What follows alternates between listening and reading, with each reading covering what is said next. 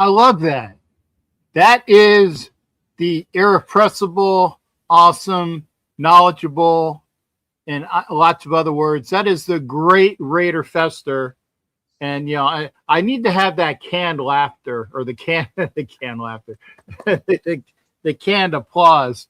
And I'm sure I figure it out how, but it's one of those things about literally having the time to do it. And I know I say that every fucking show. Oh, okay, F-bomb at 3 minutes. So I'm late, early, but it's true. All the different things that I'm doing. When you're retired, you're busy as hell. When you're doing a bunch of other things. So when my dad retired, he was so busy. He told me he told me sometimes. I said I'd call him up on the phone. He'd answer. I'd say, "What are you doing, Dad?" He says, "I'm talking to you. I'm taking a break." Yeah, people don't think so, but and I'll tell you how it is. I called Raider Fester, aka T3 or T-Hom, as I learned last week, his pen name from Murph. And I called him, I guess it was at the very end of the school day, and he was still in class. So he answers the phone, and I hear some, and then I get a hang up, and I'm like, oh, I caught him in class. So I knew what was coming, so I wasn't mad or anything. I'm glad that he at least picked up. And then he's like, hey, call me back. So we got the information out, and we are going to be. You caught me with a bunch of underage individuals. Don't go there, man. Do not go there. Oh my, that is the bane of my life for a while. Not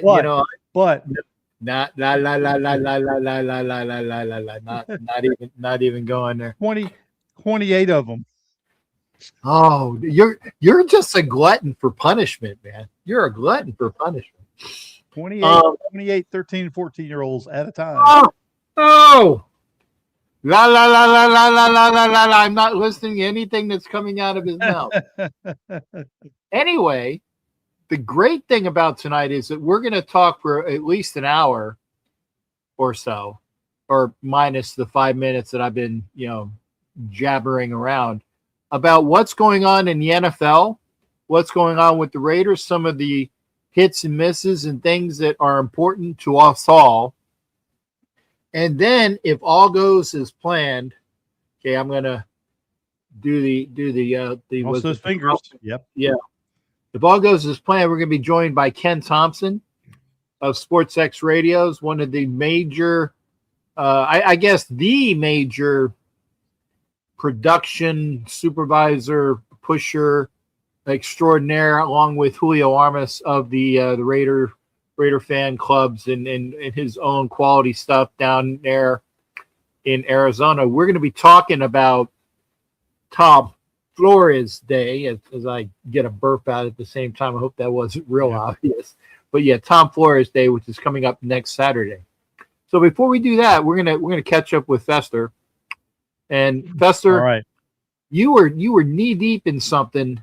Again, I'll try not to say that. You were knee deep in something when I kind of cut off earlier. I was kind of recapping. I had gone down the list of all the potential head coaching vacancies and where I predicted they were going to go.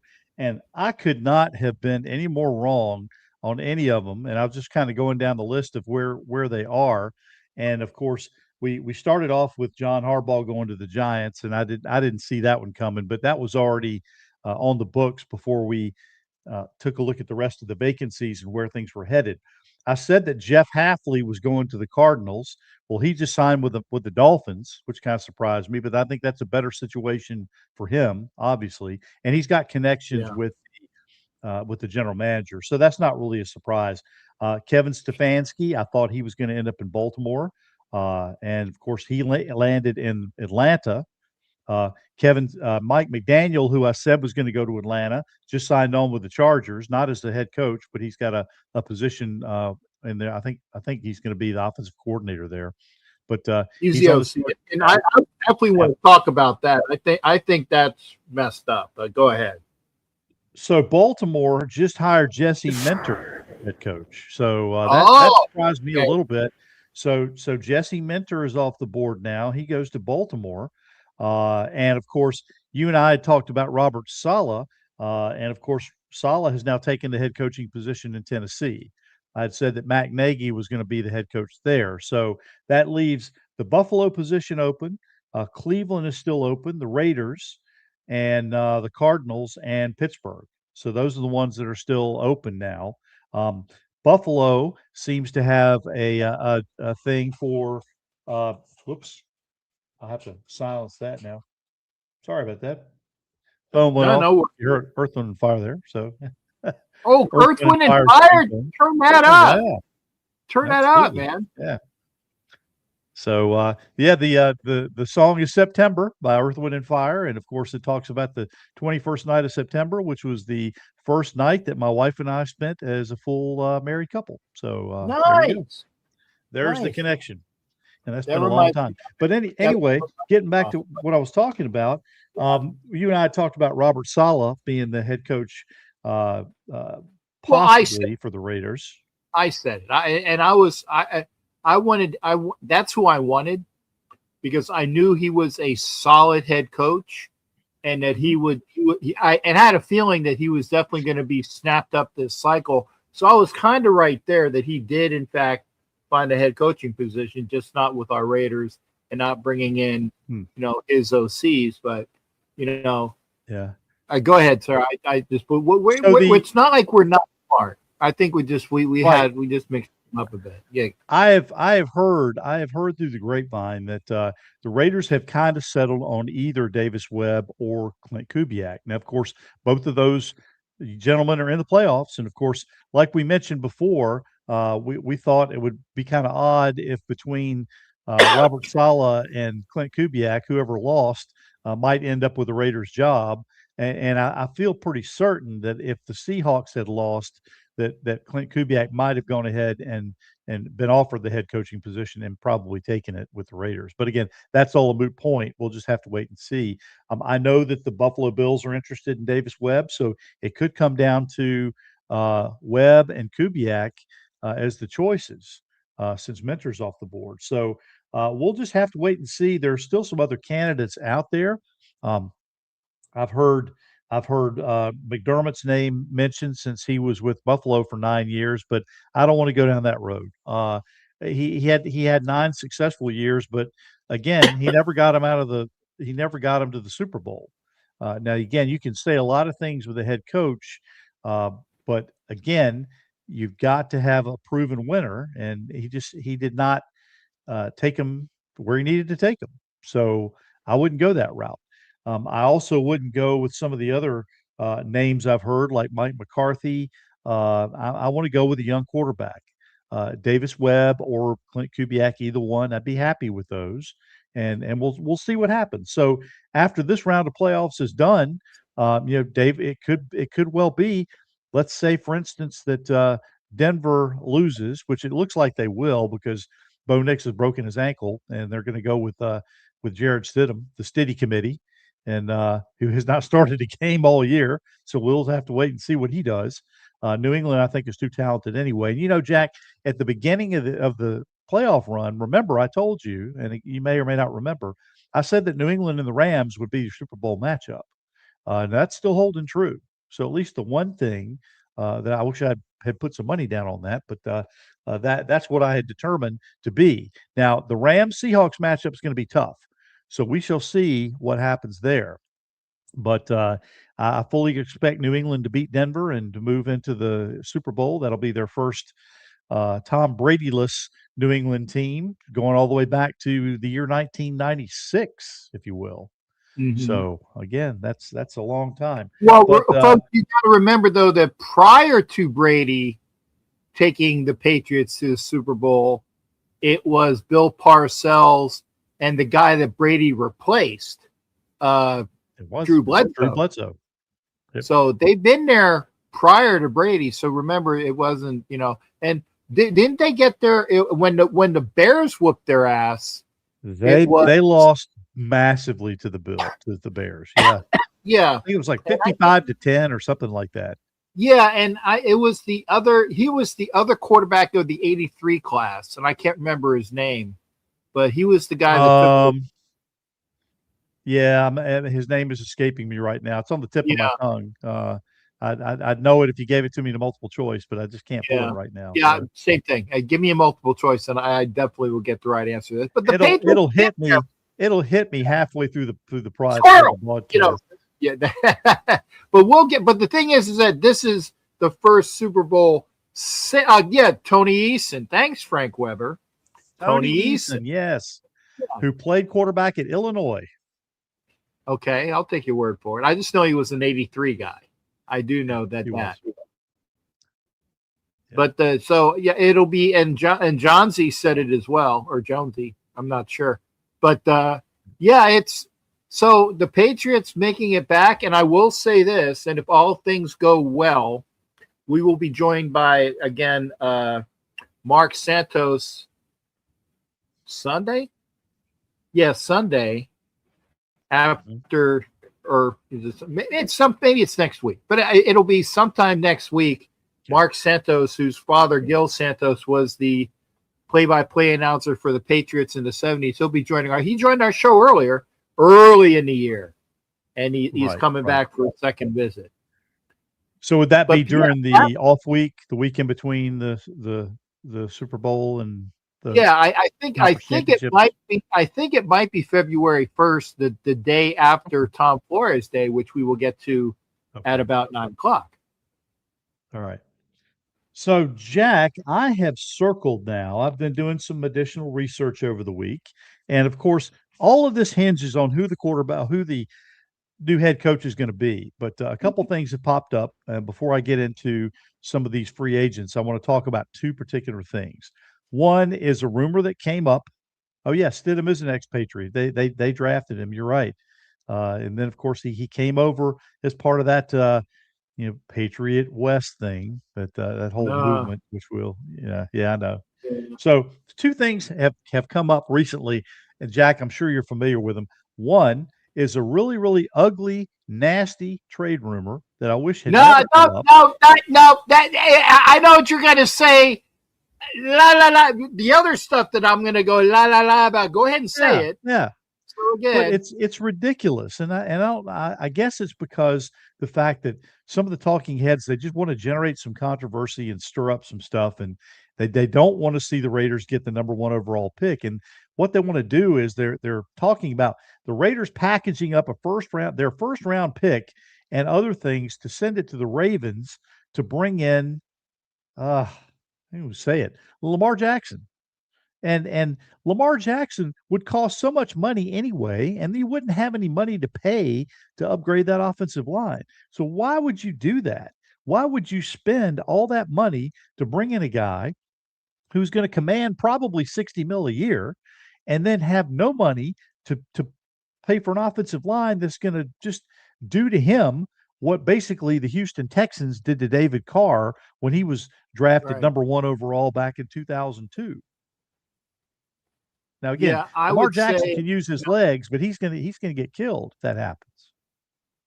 And of course it's Jeff up in New England, saying trade Max. He did say LOL, and it's basically what I'm saying is this is I believe it was Albert Breer, that's the guy that was originally pushing this shit. I'll call it crapola, but it's beyond crapola. It's definitively cow dung shit that he was pushing. Well, the Raiders will trade for Lamar Jackson because they need a quarterback and they need no. We are a what is it? We are a team away. Good to see you there, Steve. We are a team away from becoming a playoff team. A team away, not a Lamar Jackson quarterback away. So, and actually, I was with Minter going to Baltimore. I was correct in that.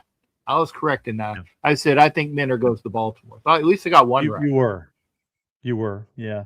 But I was wrong in that I thought that Saleh was not going to get a head coaching position. That he was going to still remain on the board. So congratulations to him, and we'll see what happens. Best of luck. I mean, that Tennessee franchise has a lot of work to do, and if they've got their rookie quarter, they've got their well, he'll be going into his second year now, and he did Sophomore. play. Yeah. Ward did play better towards the end of the year, but they've got a lot of work to do to make that team halfway respectable. I still think they're going to have a tough year next year. I could be completely wrong. He could turn them around, but the other thing that worries me is that Cliff Kingsbury is still out there. No, Something no. something just worries me that if the Raiders wait too long and get stuck, that they may bring him in. I hope not. I hope that that's not the case. I don't think Brady would do that. I hope he wouldn't do that. But again, we'll see which dominoes fall. Now, since Chris Shula is still on the board, I thought that he would be going to Miami. He could still be in play, and Jim Schwartz could still be in play. He's still on the Cleveland staff right now, but you've got both I Davis think Webb Schwartz. and Stefanski. Yeah, Yeah, I think the only Schwartz. way that Yeah, yeah, I think the only way that Schwartz legitimately gets a head coaching position is through Cleveland. I don't think anybody yeah. else is really looking at him. I'm surprised that Pittsburgh hasn't tagged Brian Flores yet. That's one thing that surprised me. I thought that would be one of the first dominoes to fall, but I just saw apparently, something, and maybe this is clickbait. They said that Brian Flores re-upped his contract with the Vikings. I didn't see that, so I'll have to do some research. That. Like I said, I jumped on the NFL news beforehand and didn't see that. So Well, maybe that's happened since we've been miss on. Mentor. I miss Mentor, so you're not the only Yeah. one. But it was a quick, Herd tagged me. Yeah, there you go. And WTF said I heard Flores re-signed, not resigned, folks. Okay. Re-signed with the Resigned. Vikes. Yes. Re-signed. Yes. Yeah. I've started using the term re-upped rather than because resigned and re-signed get too often confused. So I just use the term re-upped Well, or signed a okay. new And deal. Flores can still get a head coaching job. That's true. It won't. But won't. it would, and here's the thing, Jimmy, then it would be the same thing that friggin' Liam Cohen did last year. You sign a contract saying that you're coming back to the team, and then all of a sudden some team dangles a head coaching position. It's like, I'm going to take that. No, that is bad juju. And Liam Cohen fucked the Bucs. I like saying that. Liam Cohen fucked the Bucs, and they are not in the playoffs this year. And I like to think that maybe it was a little bit of that juju with him going out. But in the end, though, you kind of get what you get. But I think that there was another gentleman. Go ahead. Another gentleman several years ago who was offered a head coaching position with Indianapolis and accepted the position. I was just going to say that. Or we can go back to, I don't know, what's his name? Josh McDaniel, who gets the head coaching job in Indy. And then I think it was 24 hours later said, no, I'd rather not. Yeah. So it's bad. It's bad play. Or what's the English guy says? That's not right. That's poor sportsmanship. That's a poor play, mate, or something. But put it with the British accent. It always sounds better. Yeah. Foul play. Foul play. Yeah. All right. So I've done some the other thing that came up, and before I get to the free agent things I've got targets on, I was listening to ESPN, and of course I'm listening to lots of different talking heads.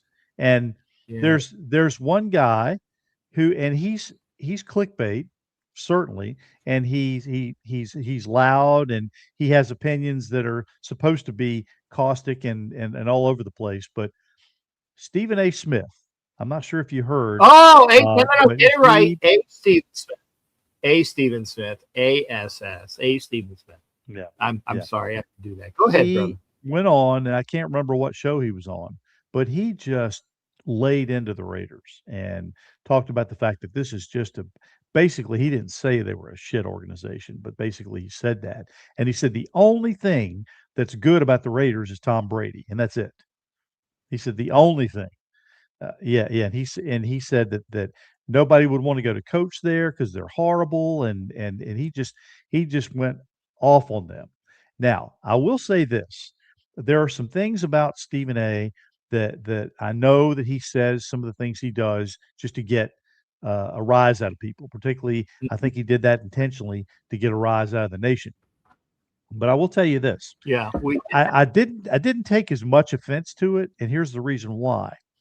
The Raiders kind of deserve what they are getting right now because the only way to gain respect is to win. That's the only way. And Al Davis knew that years ago, and he tried to do everything he could to bring the team back. But they've been in Las Vegas for 6 years now, and they've only had one winning season, and that in those 6 seasons. So until you win, you are not going to gain respect from people, particularly guys like Stephen A. Smith. And all of his comments, and of course, you probably can go back and hear them.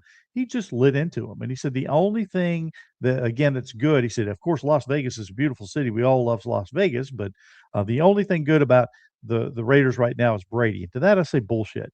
If you have been watching Max Crosby play, there's a true professional. Ashton Genty, in my opinion, he got 975 yards rushing behind nothing in an offensive line. And when you look about the fact that he can make a jump up, if you fix that offensive line, plus you get Brock Bowers coming back from injury, you have Michael Mayer, the progression of Jack Besh. If you get a young quarterback in here and get the OC and the head coach all on the same page, you get the progression of some of the rookies we had last year. This is a team that now again, I'm not saying that they're going to win 9 or 10 games next year. I'm hoping for 7, to be honest with you, and I'm looking at it legitimately that a 7-10 record to me next year would be an improvement. That would be a step up. That would not be a failure, in my opinion. I would take that. Yep. The Raiders should have won 7 games this past year. They were in 4 games, which they basically gave away that they should have won. So yeah, a 7-10 record to me, that's negotiable. I can live with that. I can look at that and say, all right, we're moving in the right direction. Remember, Gruden, when he came down and burned the whole thing down, they started out at 4-12. And the next year, I believe they were 6-10 the next year before they rose under up. Gruden, Gruden Wait a minute. won. No. No, they were 8-8. Gruden two. Oh, were they Gruden two. 8-8 in 2019? Well, no, I know I they was were in going 2020. Gruden won. Gruden won. They were Okay. 8-8 because Yeah. they played in Kansas City and they knocked Kansas City out of the playoffs, and they were 8-8 Right. at that time. Gruden 2. Wow. I mean, I kind of I don't like to say this, but I kind of just data dump that entire time. Yeah. But they really had a chance to step up in 2019, and they just made some horrible picks. Now, further on in the draft, I mean, obviously, Max Crosby was not a bad pick. You pick him up in the third round. That's pretty good. But they just did not get all the draft capital that they needed. But yeah, he's a clown, and I agree with you. But again, we're going to get that type of vitriol from lots of different talk. There's your word, Jack. There's your word of the day, vitriol. Vitriol. I like that. That's a big word from the teach. You're going to get that from a lot of the people until the Raiders start to win. Now, I think that there are only a couple that I can think of that have been kind of loyal to the Raiders and kind of given them the benefit of the doubt. But you don't hear too many of them. Most of them like to kind of pile on and jump on the. Yeah, it's easy. It's easy to trash pile Raiders. on the. God, no, thank God I did not say what I was going to say. Yeah, kind of easy to pile that I'm not doing that. But I would say that Rich Eisen is a dude that backs the Raiders. Obviously, Howie Long used to be, and the Steeler guy Merrill Hodge used to be very pro. Obviously, the guy that we had for your guy that you said should be the director of football operations that was at ESPN. The gentleman's name escaped me. Louis Riddick. Louis Riddick is at least civil and not a pylon. So we can. There are people that know, but it's fashion just to pile on the Raiders, and not in a good way. Stephen A. did point out something, though, that we kind of mentioned before, and I mentioned that we believe we need to have a director of football operations to kind of serve as a layer between Mark Davis and the GM, who right now is Spytek. And right now, I believe that layer is Tom Brady. But here's the thing. Brady now, with an ownership stake, you can't really fire him because he's got a stake in the ownership. So if that's the case, it's going to be just like Jerry Jones. You can complain and bitch and moan all you want, but he's not going to sell his interest in the team. It's going to be too profitable. And you can't fire him because he's part owner. I hear people all the time saying, we need to fire the owner. We need to fire Mark Davis. Stop it. It's not going to happen. Now, if he wants to sell eventually at some point, that's one thing. But the fans need to just kind of put the brakes on it here and understand that that's not going to happen. Now, they can blame Brady if Brady doesn't pull the right strings. Q Myers has pointed out many times on his podcast that Michael Jordan still is kind of the GOAT as far as basketball players. But when he took over to try to direct the basketball organization, he couldn't do it. He was horrible. Now, Brady hasn't really proven anything yet. But now he's pulling the strings and everybody's kind of leaning on him to make those decisions. If his decisions don't work, he could become the Michael Jordan of football executives, an excellent specimen on the field, but up in the front office, not so much. But again, we don't really know if Tom is fully committed yet. We don't know. He may still be trying to dabble at this and dabble at that and not give up on either thing. But I think he needs to step up, and I think Mark needs to pressure him and say, you need to make a decision. You're either going to be in the front office here with the Raiders, or you can do your thing in the broadcast booth. But I think that Mark is really listening to what Tom is saying, and that worries me to an extent because even though he says that Spytek has got control of this thing and is making all the decisions, I'm not so sure. I'm not so sure that Brady's not driving everything. And that the two of them are signing off on it together. But as well as I do, if anything goes south, Spytek's going to be the one with the head on the platter. It's not going to be Brady. Brady will just dust his hands off and say, well, that didn't work, so let's do something else. So Spytek will take the fall for it. Brady, no doubt, I think will take the credit if it goes right. But Spytek's going to take the fall if it goes wrong. And that's the thing I have a problem with. I don't think that Tom Brady really has an accountability meter on him right now. So I don't think there's really that level of commitment to this point. And I agree with you, Ed. That's Ed Winchell. That's the same thing I was saying. He needs to be more committed. But I think Mark Davis needs to step up and force that. He needs to force that issue. If not, we're not going to be the Las Vegas Raiders. We're going to be the half-ass Raiders. And maybe that's what we're destined to be. So we shall see what happens with the new head coach, whoever it is, and who's making the decisions, who is going ahead and pulling the strings. So that leads us to free agents. Now, again, this may be premature. Before we go there, who are the guys that are out there that are likely? I mean, we're thinking it's Kubiak, and remember what I said on that graphic the other day. It's like if this is the guy, it's the guy, unless he doesn't say yes. So let's put Kubiak that's who our guy is as of right now. I want to say I like what I hear about Davis Webb, but why is he getting so much gloss just because he did so well in the passing game with Bo Nix? I mean, that's nice, but I'd never heard of the guy prior to him being thrown out there, being that he's going to be a great head coaching candidate. I don't I'm not saying anything bad about Davis Webb. He might be the guy. And by the way, even if we get Kubiak as a head coach, if he's smart, he will have a OC to do the OC job and not him. He can kind of dabble, but you saw it even when Andy Reid, old fried chicken boy, became the head coach after a while. He had Nagy as his OC. He had the enemy as his OC. He had people to handle that shit. And that's when the Chiefs got better as a team, was when Andy was handling the head coach duties and not being the OC. Right, right.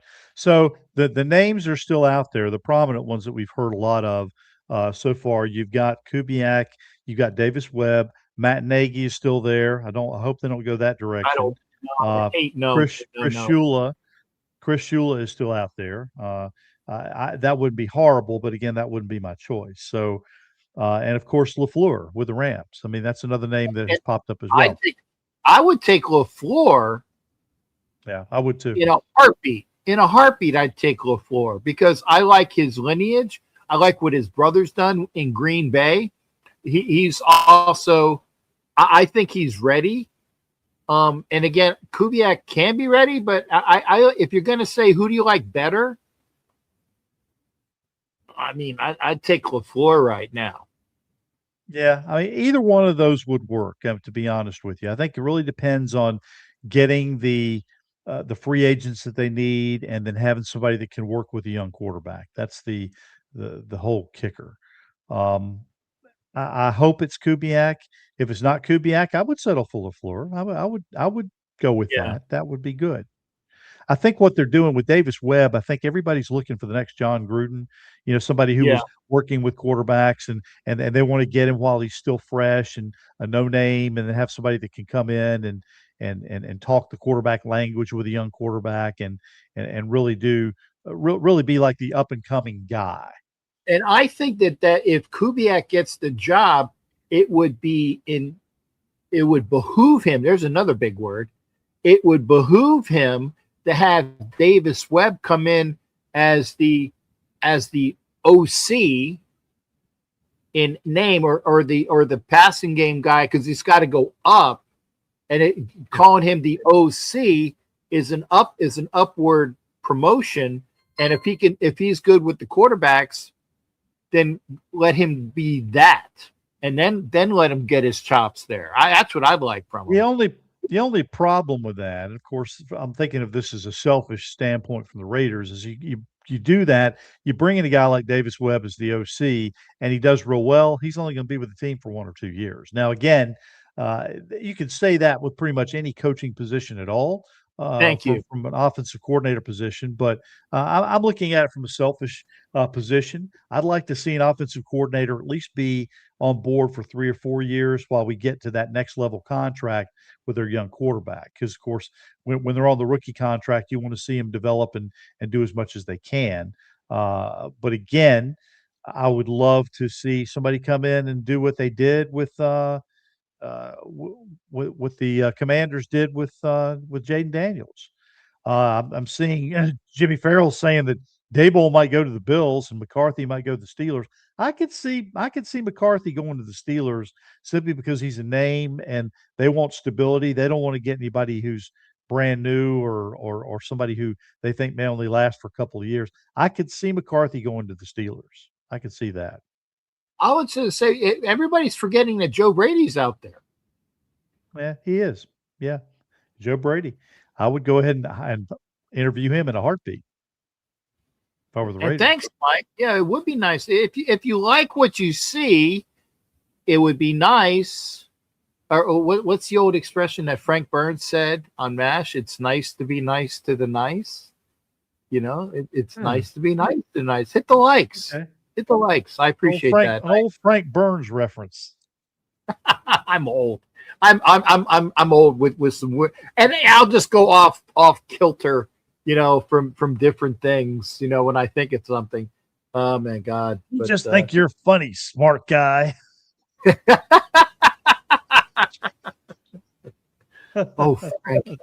Frank, you're making your lips. You're making my lips so hot. It writes it, folks. Anyway, 70s TV. Yeah, but so I but All so right. if it's Kubiak, I'm just now. Here's the other thing: who would Kubiak? Who would Kubiak bring in as his DC? Could we get the guy that we were had early on that we gave like an interview and another interview? Evoro, the guy that is the DC for the Panthers now. Is he out of Yeah, a contract? Can we bring him in? that's a I'd like to see possibility. that. No, they've already brought him in for an interview. I think Right, they've already interviewed him for the head coaching position. So right. they could very easily, yeah, they could very easily bring him in as a coordinator. Yeah, Master's not the same with Frank left. That's true, Jimmy Farrell. Jimmy's old like I don't, us. I don't think he's ready for a head coaching position. But see, if he's coming in as the head coach, because they even interviewed Davis, the hell's his name? Davis Smith. Webb. Davis Webb. Davis Webb. I know Davis is in his name somewhere, right? So if they interview Davis Webb, it's the kind of feel him out and then get a feeling. So well, maybe this guy, he's not head coaching material per se, but he'd be good at this, and we can steal him from the Broncos. And then they brought in the guy that was the DC for the Panthers, and if they're not going to give him the head coaching job, I don't know what his status is with the Panthers, but I'd love to snap him up in that respect. And by the way, Joe Brady, my God, get Joe Brady for something if as your OC or something. Yeah, absolutely. And that was the guy that I had been early on, and he totally had slipped off my radar. I had just kind of forgotten about him. So and his Yeah, name hadn't come up, but yeah, I could see pulling him out for an interview, and he might well end up somewhere. Who knows? It'll be interesting to see what the Cardinals do. I think they're just they're a ship without a rudder. So they're it'll be the interesting to see consolation where. prize. There's Yeah. there's like, yeah, you want a job, one of 32 jobs, and everybody else's is taken. They're the last chair on sitting, on musical chairs. They're the last And chair. I'm not saying this to be mean, but if everything is left over and there's nothing left, I could see somebody like Vance Joseph landing in Arizona. I would love that because then you take the DC away from a team that definitely has a great defense, and the Mhm. Broncos would not be the same. I would love to see that. And if you get Davis Webb out of there, then you've taken two key components from a Denver team that's this close. And had Bo Nix not busted his boy, where have we seen this before? Our quarterback breaks his ankle right at the most inopportune time. I've seen that play in the AFC West before, Yep. And who's to say though that Bo Nix might do a little bit more of a Derek Carr impression next year.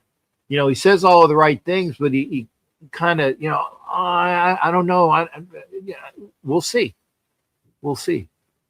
But Yeah. I always thought of Bo Nix as Drew Lock with just a little bit better decision making capability. I like that. Yeah, he's the real poor man. Drew Lock is the poor man's Bo Nix. Yeah, that's a good analysis. That's a good analysis. All right, so Jack, let me go over some of these free agents here, and I know you're looking at getting Ken to come in here top of the Wait, hour if he that's comes fine. in. Yeah, Yeah. I need a minute. So the absolute, I'm gonna go over 5 free agents, and I'm hoping that we get 3 of them. Okay, so Okay. this is wishful thinking, but I'm hoping that we get 3 of them. Top of my list, absolute top of my list, and probably no surprise, Linderbaum. is Tyler Linderbaum. Yay! See, I knew that one. That's what I want. He was a first round pick of the Ravens in 2022. He's a 3-time Pro Bowler. He's only 25 years old. He is not injury riddled, and he can anchor that line. He can be the best center that this Raiders team has had since Rodney Hudson, bar none, slam dunk. And then that's the beginning of forming your offensive line. Lincoln Kennedy, I heard him on the squad show earlier today. People were asking him, would you put JPJ at center? And he said, no, I wouldn't put him at center. because I, you put him at guard because he needs somebody to be able to move and to maul, and that's yeah, what you do. You take advantage of that. So I see him landing either at right guard or left guard, whichever. Probably right guard because that's where he was playing some of the time before they made that stupid decision to kick him in to center, in my opinion. But they didn't have anybody else, so he was the right. best guy they had. I think they were just kind of compromising things. So anyway, Tyler Linderbaum is my absolute number one slam dunk. Got to have free agent. So if you do that, then you can settle JPJ in at one of the guard positions. And Number the two person on my list. before you go there, I'm Yeah, sorry. I try not to overstep. The yeah. folks, I'm going to say it, and unless you know other things, we are going to be in a bidding contest with the Los Angeles Chargers. Right, right. So I They are have about a backup plan. away. They're about one person away from a truly dynamic offensive line. Two possible in the future if they keep playing out of their noses. Two All Pro, could be Hall of Fame tackles. Becton at guard, and And then all they're a center away. I know Alt and Slater, right? Slater. Yeah, Yeah, yeah, Alt and Slater at tackle, Becton at guard. They need a center because their center was god yeah. god awful this year. So they get the best center around, and you saw how the Chargers gargled, hence the name, their play in the playoffs. If you got Harbaugh and an offensive coordinator, which is why I hated the fact that McDaniel went to the Chargers. I really did. I hated that he went to the Chargers because that just means that Harbaugh will actually be able to be a head coach instead of just the OC. And that will help the Chargers out immensely. And I hate anything that helps the Chargers out. But yeah, it's us Yeah. and the Chargers for Linderbaum. So I I'm have a sorry. backup plan. So I have a backup plan. I If like that. Linderbaum is not there, if Linderbaum is not there, I would go with Connor McGovern. Connor McGovern was a third round pick by Dallas in 2019. For the last 3 seasons, he's played for Buffalo. He can play guard or center. He has played center for the last year, and he was a Pro Bowl center as well. So there again, he's a guy that's going to kind of float under the radar a little bit because everybody's going to talk about Linderbaum. If you don't get Linderbaum, Connor McGovern is my 1A. Now again, so you got 1 and 1A. So I want to get one of those two guys. If Linderbaum is off the market, I would make a hard press to get Connor McGovern. And again, he's a guy that's not going to be way up there in the top 10. He's a guy that you could get, and he can play both guard and center. This is the same thing, the same talents that Dylan Parham had when he was drafted. And again, he could swing, he could play either position. And from all indications, McGovern actually played center better than he played guard. So if you can't get Linderbaum, you can still get McGovern, and you can still have JPJ next to him. Now he's only 28 years of age, so again, you're still getting a player who's under 30. Which what I really want for the offensive line is for them to be younger as well as quality. So if you can't get Linderbaum, you go with Connor McGovern, and that at least nails down the center position. So that's my 1A. Okay. So you get one of those two guys definitely. The next guy on my list is a cornerback. He was drafted in the third round right there in Tampa Bay. He plays right there in Tampa Bay. He was drafted by the third round in 2019. His name is Jamel Dean. He's only 29 years old. He's a good quality cornerback, and I think if you had Stokes on one side and Dean on the other, you really be able to knock out the both sides of that defensive backfield, and then focus on the safeties. And again, some of the young corners we have are progressing, but I still think that's a need. So if you were able to do that and then shore up the other corner, Jamel Dean is certainly a guy that could do that. And since he does come from Tampa, both Brady and Spytek have that connection there, and I think they could probably coerce him to come. So if they target him, I think he very much would be interested in coming and playing on the opposite corner from Stokes. So that's my second guy. I really call that my number 2 guy because again, Linderbaum and McGovern is kind of like 1 to 1A. You get one guy or you get the other. So Jamel Dean would be my next one. The third guy, or fourth, depending on how you want to call it, is a linebacker. They definitely need a linebacker. All 3 of the ones that they have in the starting lineup right now are all free agents. There could be a possibility that the Raiders could lose all 3 of them. And you need to bring in a quality linebacker. Eichenberg and Lindenberg are both good. The Hindenburg brothers, or whatever you want to call them. The Bird They're brothers, man. That's a the Berg Jewish brothers. bagel shop. Yeah, man, that's a Jewish bagel shop. Yeah. Though they're both good players, but again, you need somebody who's going to be that alpha. And so the alpha that I have in there is Devin Lloyd. He's a linebacker. He was a first rounder by the Jaguars in 2022. He's a Pro Bowler last year. Was a star within that Jaguars defense that had some really good pieces to it. But again, I think a guy from Devin Lloyd is a guy that you could lift off of that Jaguars team and put in the middle of a building Raiders defense. And I think that would work. So if they have designs on bringing in a quality linebacker, I think Devin Lloyd is the guy. So that would be another guy to look at. So far, I've got Tyler Linderbaum 1, and then Connor McGovern 1A, Jamel Dean as my Devin Lloyd is my third. That brings me to my last one.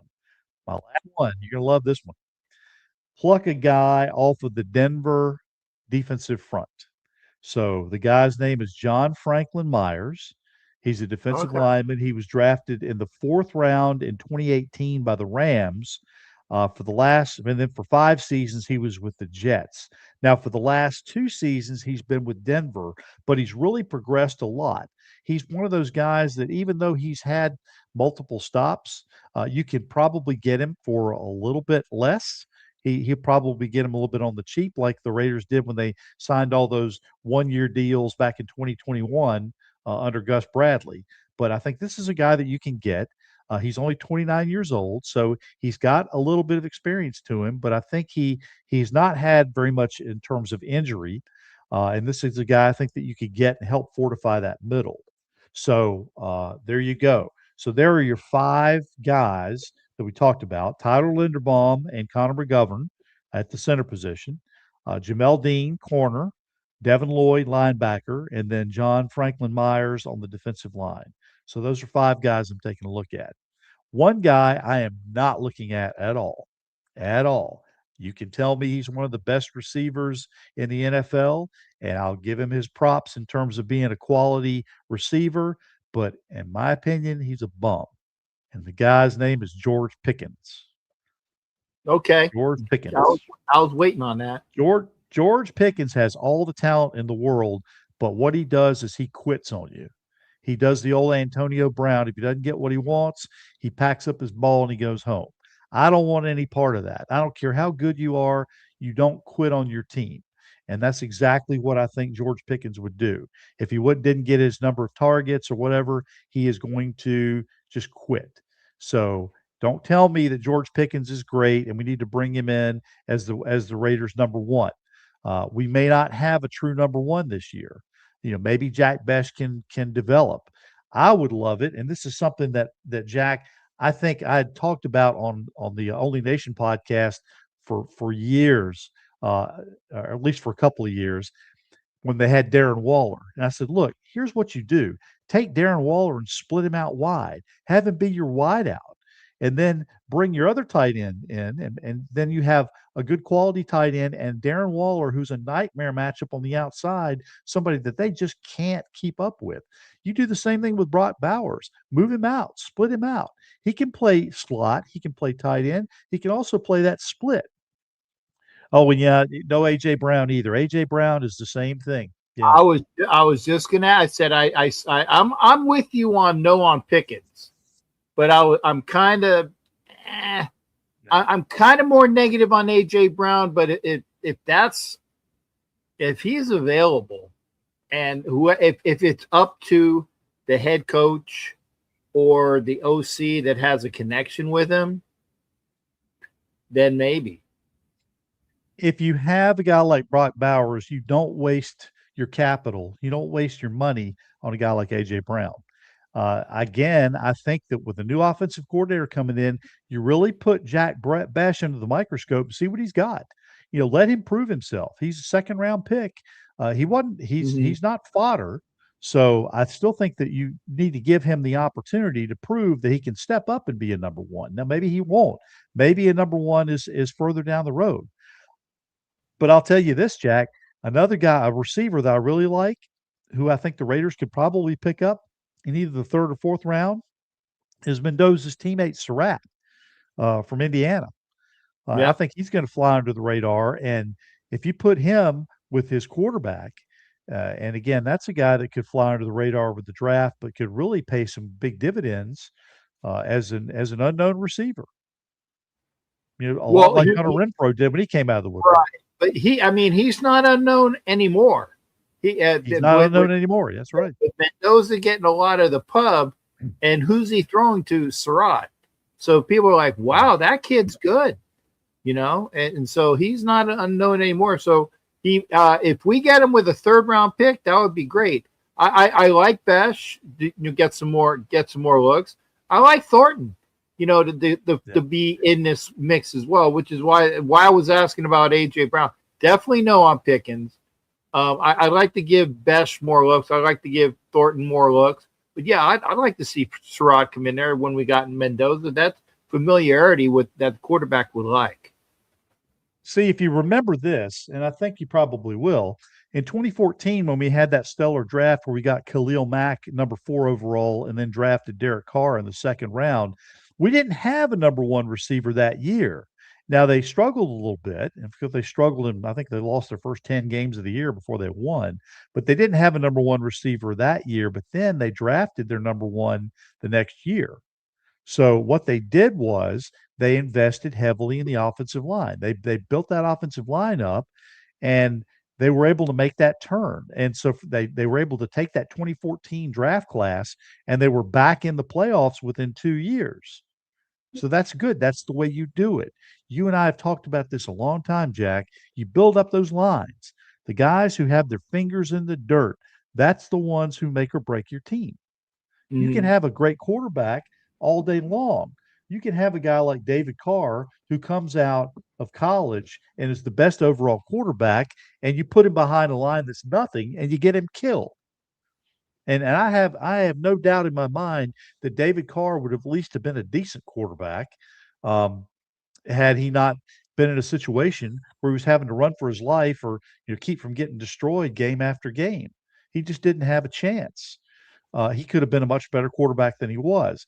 And I still kind of laugh whenever they introduce him as Super Bowl winning quarterback David Carr, despite the fact that when his team won the Super Bowl, he had the cap turned around backwards and had the clipboard in his hand. Mm-hmm. Well, that's also I'm forgetting his name, who won the Super Bowl and was a backup for the Cowboys. I can't, but yeah, he was Super Bowl winning quarterback. Oh, Danny White. No, White backed up Roger Staubach. No. It was somebody more recent. Somebody more recent. I'll think of it later. Who backed up Aikman? Yeah, maybe. I'm thinking Hogaboom. Yeah. Well, Hogaboom went from the Dallas to the Giants, I think. Okay. I think Hogaboom went to the Giants eventually. I can't remember who his backup was. I can't remember who Aikman's backup was. Well, didn't Vinny get a Super Bowl ring with Aikman? Maybe that's what I'm thinking of. Vinny played with everybody. Yeah, I think it might have been Vinny that I'm thinking about. With his nice curly hair, and I think Vinny played with Johnny Unitas. I'm sure they go to the same pubs together. I can't remember though. Yeah. I'm sorry. I one of those squirrel moments that I had. Yeah. Then he played with the Jets, with Baltimore, with he was with Baltimore for a time. I don't think they won the Super Bowl when he was there, although he could have been. He could have been a backup back in 2011 or so, 2012. I don't know. Maybe he was not playing by then. I don't know. I just know that there's some guy that is Super Bowl winning quarterback, and I'm like, Yeah. really? With a clipboard? I think he had like maybe a gold clip, or maybe they had a silver, a pure silver, Lombardi clipboard made out for him. I can't remember. But anyway, Yeah. I like who Those it are is. my guys. Those are my guys. Yeah. Some of them are way up on the list, and others could possibly kind of slip through the cracks a little bit. A guy like John Franklin Myers, you could probably pick him up. Connor McGovern, same thing. Now, I think Jamel Dean, really simply because of the Brady and Spytek connection, and Devin Lloyd is going to be well sought after, I think, linebacker. That's going to be a hard one to get. And like you said, Linderbaum, they're going to put the full court press on them in L.A. And since they've already made the playoffs, it's just a matter of what the motivation is going to be. Do you want to be in and be a star with all the other stars and try to fight for attention time and play, or do you want to go to an organization that's building that has a young quarterback? And of course, Raider Nation has a much bigger following than the Chargers. I hate to tell him that, and he probably already knows that. Anybody that's worth their He salt, knows that. yeah, he knows that. anybody that's worth their salt knows that. They're only a handful of Charger fans, even if they go to the playoffs, because you know what happens when they go to the playoffs? They lose. Which is why I was just it was just a matter of, okay, when the Chargers are going to lose just which round, and I'm sorry, I know DZ's in here, and I respect DZ as a Charger fan. That's actually not I will say a foxtrot tango, with respect to DZ. Gotcha. It's one of my favorite words. DZ, you are not a foxtrot tango. You're actually a cool Charger fan, kind of like my son. People said I can't call him my stepson, but stepson. But you're cool, and DZ's out there. But I mean, here it is. The Broncos, and who was it that was saying? I think it was Mike Sarah was saying that because Stidham could beat the Patriots.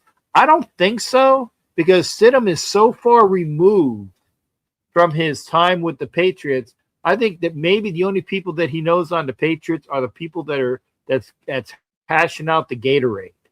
That's about the only people he really knows. New England's going to hit him in the mouth, and he's going to be running scared the rest of the night. They're going to send everything but the kitchen sink and rattle him early. He's going to probably throw a pick early, maybe even a pick six, and he'll be off his game. So Stidham, I think this is a bigger moment than he can handle.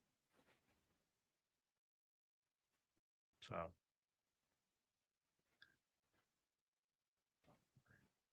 And I saw a video of Stidham playing as a Bronco. And I think the last time he had a start was Stidham playing as a Bronco against the Raiders. Did I see that right? Or did they just throw him in there? Yeah, because I was going to say the last time I remember Stidham playing was when he played against the Niners as a Raider. So that's the last time I saw him playing. So I saw footage of Stidham playing against the Raiders. So I'm like, maybe that was the last time he started. But, he's a decent quarterback. But if you think Stidham is going to beat the Patriots, who are firing on all cylinders right now, I don't think so. I got to wait. I'm going to put my money on I'm not doing parlays anymore. I keep losing my ass on parlays. But Stidham, I don't think will beat the Patriots. I can almost guarantee. New England is going to challenge him. New England is going to challenge him to beat them, and he won't be able to do it. Yeah. He's getting hilarious. Peyton knows that. Oh, Peyton knows that. Well, Peyton can hype anything and make it seem worthwhile, but I don't think it's going to happen. So I like the fact. A horrible individual. Peyton is a horrible individual.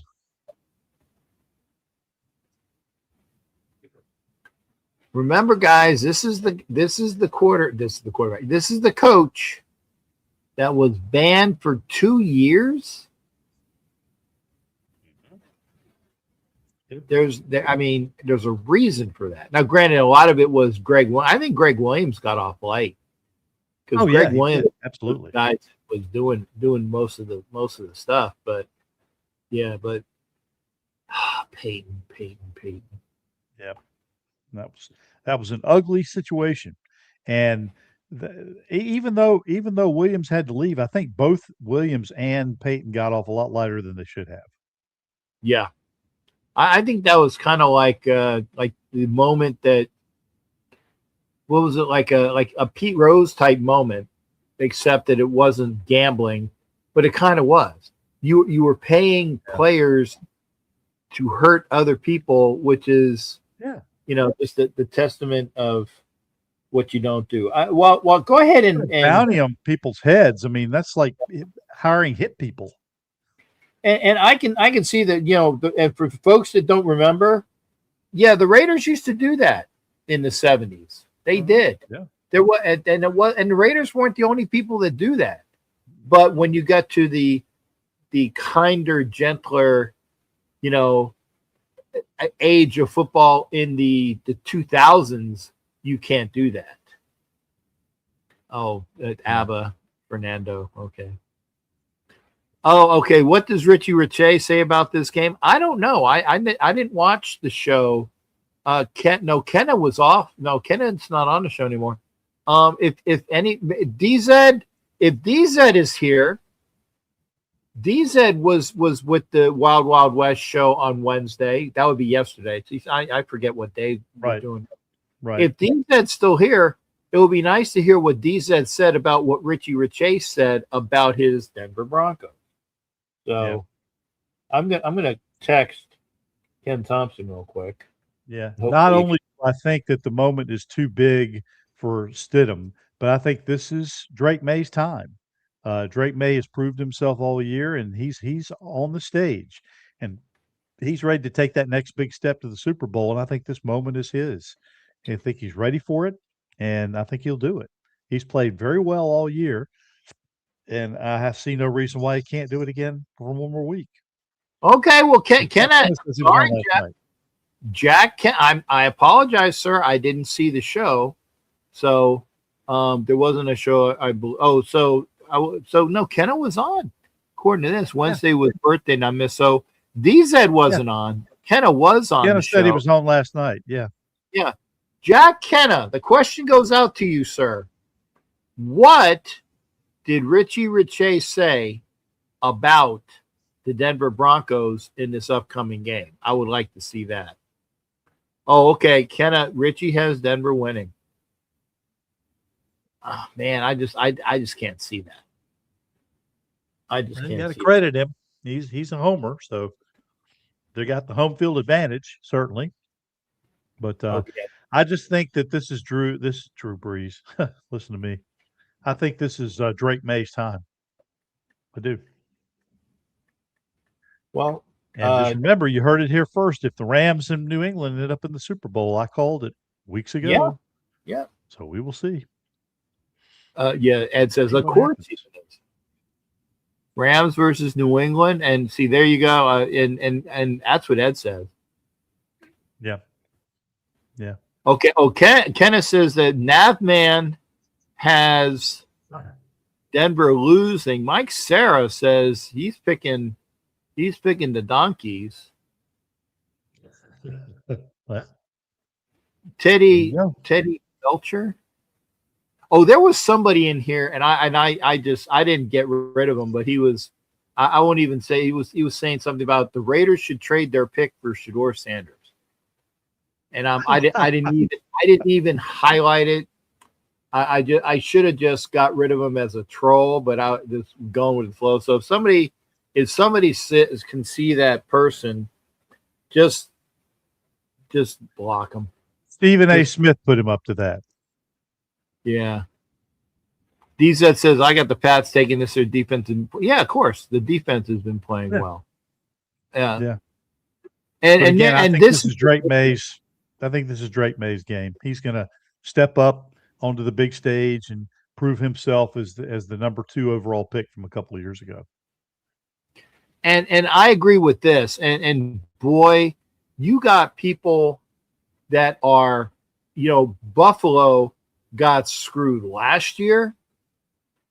They got screwed, a week or two ago? Buffalo is getting screwed like the Raiders used to get screwed yearly in the playoffs.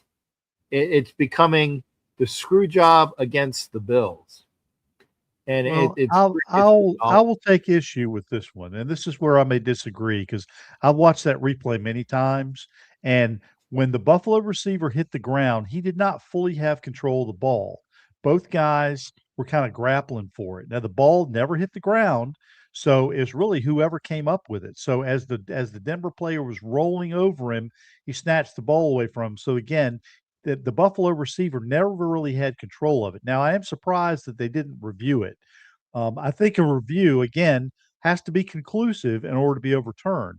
And from what we saw from all angles, it was not conclusive to the point where you couldn't say that the Buffalo guy had the ball. Now, as you know, if there's a tie, if both the receiver and the defender have possession of the ball simultaneously, it goes to the offense, except for one play that happened years ago between Green Bay and Seattle, when the Green Bay guy clearly intercepted the ball in the end zone, and Golden Tate, the receiver for Seattle, reached his arms around, put his hands on the ball, and the referees called it a touchdown. And was Seattle ended up with the backup official? Yeah. Oh, okay. No. Yeah. Okay. If it was a playoff game. Okay. Yeah. So I was going to say, was it with the backup officials, but you're saying no? I believe it was a playoff game, or maybe it was just maybe it was a game with backup officials. I can't remember, but I can't remember right offhand. But yeah, I remember. The Green Bay guy clearly had the interception, and the Seattle guy reaches around him from behind and just puts two hands on the ball. And they said, "Oh, it's a tie, so it's a touch. It's a touchdown." Yeah, I think there was a Monday night game. Okay. And I remember seeing it. I think it was the Monday night game, and I think it was the very last game that the backup officials were calling. Might be, yeah. Prior to the quote unquote, I hate saying regular officials, but the guys that were the officials prior to the backup officials being there. Yeah, I think that was. Golden Tate is the name of the receiver, and they called that play the Golden Taint. I can see that. Yeah. Well, I know that I see that Ken Thomson is trying to get in here. I see that there he is, because I was saying I don't see you on camera. So maybe we'll ask Ken, because maybe because Ken, if you're coming in late, and I'm going to say we were talking about, and Fester was talking. By the way, welcome to SportsX Radio's Ken Thomson, who's going to give us a lot of great information about Tom Flores Day. Fester was talking about how that in a game, and he said it was a playoff game. I said that I think it was the last Monday night game prior to where the backup officials were reffing a game. It was Seattle and Green Bay, and Golden Tate got a touchdown by basically wrapping up the defensive back and touching the ball, and they said it was a touchdown by the Packers. And I said, I remember that. I think it was the very last game that the backup refs officiated that year. That could be. I do remember the play, though, in the corner of the end zone, though. It was crazy. And I think one ref called it one way, the other ref called it the other way, and then they kind of had to go conference in or something. It was kind of crazy. And you're like, what's going on? But yeah, that's what idiots we are, paying attention to having, scab refs basically in there to call the games. But you know what, we've seen, Captain Jack, when you're around as long as we are, we're old school guys. And I know some of the younger kids will say, hey, you guys get with it, get with the analytics and all this bullshit. At the end of the day, there's a reason right now, and all these Lions fans, and I got a bunch of them, they're good friends and stuff, but there's a reason Dan Campbell didn't win a Super Bowl a couple of years ago, because analytics bullshit, man. kick the field goal, you have a 3-score lead on the Niners late, and you're going to win that game. You end up losing that game. And I've seen it, now to where it's ad nauseum. And people say what they want. We saw Staley get canned. He was ridiculous. I mean, to where on his own 40-yard line going for it. And we were beneficiaries the one time he went for it against the Raiders in the playoff game. But, we see it now ad nauseum. And so, why it may work out sometimes for these Ben Johnson guys and Sean McVays, there's other times that it doesn't work out. And sometimes they pull the game out. And so we don't really look at it. But there's times to go for 2. There's times to go on 4th down. And some of these guys, they do it all the time. And they figure, you know what, let me just look at my little sheet. First off, if you have a little sheet that you got to freaking look at, I'm worried. That's the same asshole I sit next to on the blackjack table that's got a little fucking card. Unfortunately, that asshole's playing the freaking anchor seat, and I got to sweat it out. So more than likely, I'm going to leave the table. But at the end of the day, if you have to even go there, there's a problem with you. Okay, so I'm tired of these guys telling me always go for 2 in this situation. No, you got to take every little bit of data into consideration. What part of the game are you in? Who are you going up against? What kind of advantage do you have? Because I don't care. We saw Philly, right? That tush push, it's automatic. Really? Wasn't automatic. That's why you lost to the 49ers in a home playoff game against a bunch of cripples that got pounded in Seattle the following week. So you know what? This analytical bullshit, yeah, it comes into play certain times. But I'm like, each game should be coached individually. Same thing, each player, and don't lump all these stats together, because I hear these guys in college football do the same crap, Jack,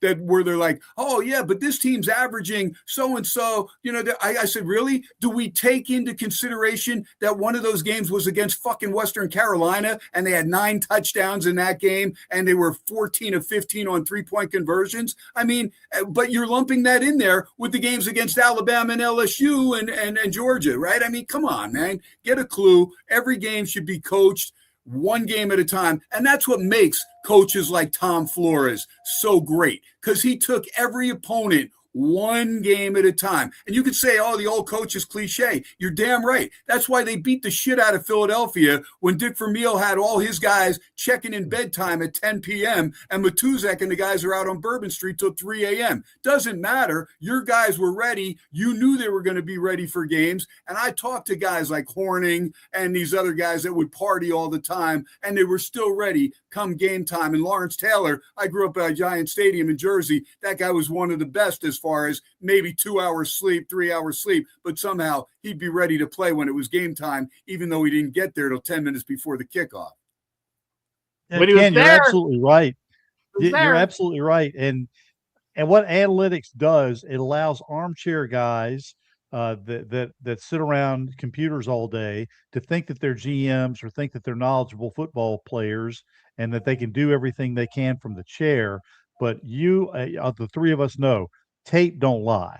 What you go out and do on Sunday, when you strap them up, when you strap the pads on and you put your hand down in the ground across from someone and you win or lose on that line of scrimmage, that's what wins or loses games. It's not analytics.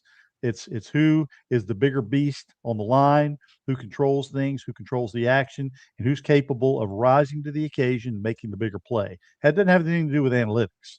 Now, analytics, you can justify things, but again, tape don't lie. It's what happens on the field.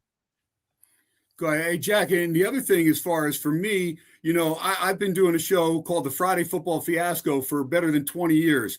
And we break down, and I'm, of course, here in Vegas, but we break down every single college and pro game against the Vegas number in rotation order. And I don't give a crap if it's a Conference USA game, a MAC game, an SEC game, Big 12 game. And you can, if you hear the alarm in the background, I'll just let you know. I did my second hour of my radio show from my studio with a candle, man, and a cell phone, because the power went out on a 10-block radius. And, sometimes you got to improvise, right? And there's no analytics for that. I'm not going to bring that into play. Right. But a lot of times now when we're handicapping games, I've got to pay attention to who's coaching, especially, NFL or college football, because I got to know, is this guy going to be a riverboat gambler to where on a normal, deal that, back in the day, we're kicking the field goal, right? But then I got to worry about Dan Campbell. And look, again, I understand you sometimes want to go. Certain times you want to go.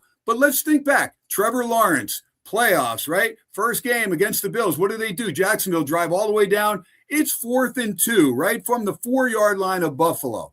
Well, I'm not going to kick the field goal and get my home crowd into it because they want to see touchdowns. So what am I going to do? Well, I'm going to go for it. All right. I'll give you the benefit of the doubt. Maybe you're playing Buffalo. You think we got to score a bunch of points. So you know what? We're hot. We've won 9 out of 10. The only game we lost was a 19-point lead in Houston that we blew in the 4th quarter. So you know what? Lawrence is playing well. Let's go for it. But problem is, it's not 4th and 2 because you line Trevor Lawrence up in the fucking shotgun. So that means by the time he gets a snap, it's 4th and 6. What does he get? 5.5 yards because his knee or his shin touches down. Had to go to replay to confirm that, but you don't get the first down. And then Buffalo comes down and scores. So sometimes, you know what? Take the 3 freaking points, right? You saw Indiana do it in the championship game, and that's why I had plus 525 on the field goal as the first score, because sometimes you need to go for the field goal. You got a good field goal kicker, take the points. I get it if you don't have a good field goal kicker, and if you don't, there's something wrong with your recruiting in this day and age. You better have a darn good field goal kicker. Raiders have Carlson, one of the best in the business, but analytically, who could ever say, hey, let's not block that guy on the end of the Bears line. Let's let him block the field goal, which, by the way, at Allegiant Stadium, Carlson was 85% as far as field goals from that distance. He'd have made it. Raiders have won. Instead, they lost and then lost 9 out of 10, and the Bears won 9 out of 10. So it is kind of weird how some things can work out. Yeah. Let me, Ken, thanks again for jumping on. I've got to jump off, but I'm going to come back on and catch you all on the YouTube and take a look at it. But again, thank you again. Captain, thanks as always. I look forward to getting again with you soon. And I really look forward to seeing the conversation that you two will have going forward. So I want to bid you all goodbye, and I'll bid goodbye the way I always do. And of course, Ken, the Captain has called me Raider Fester here for a reason, and I'm going to prove it here. I love it, man. One of my favorite shows of all times. And look, I was a big fan, when he was lying on the bed of nails. That was awesome right there. Oh, so there yeah, were two shows absolutely. that I always watched back to back. Not only, of course, earlier in the afternoon after school, you'd have the Great Bugs Bunny show. I mean, that was adult cartoons for kids, man. It was just the greatest, right? Yeah. Mel Blanc was phenomenal with all those voices. But then you had the Addams Family and the Munsters, man. And you could not miss either one of those, man. Fred Gwynn. And my favorite, of course, was Al Lewis, Grandpa, who was the greatest, man. He'd open that dungeon and it looked like, he'd been down there with the bong for 4 days, man. It was absolutely incredible. All right. Well, listen, gentlemen, take care. Have a great evening. And again, I'll look forward to catching the rest of your conversation later. You got it, Fester. Hey, great stuff, man. All right. Thanks again, Tom. Appreciate it, brother. So as promised, and you got 40 minutes, and I'm sure you can do a lot with 40 minutes.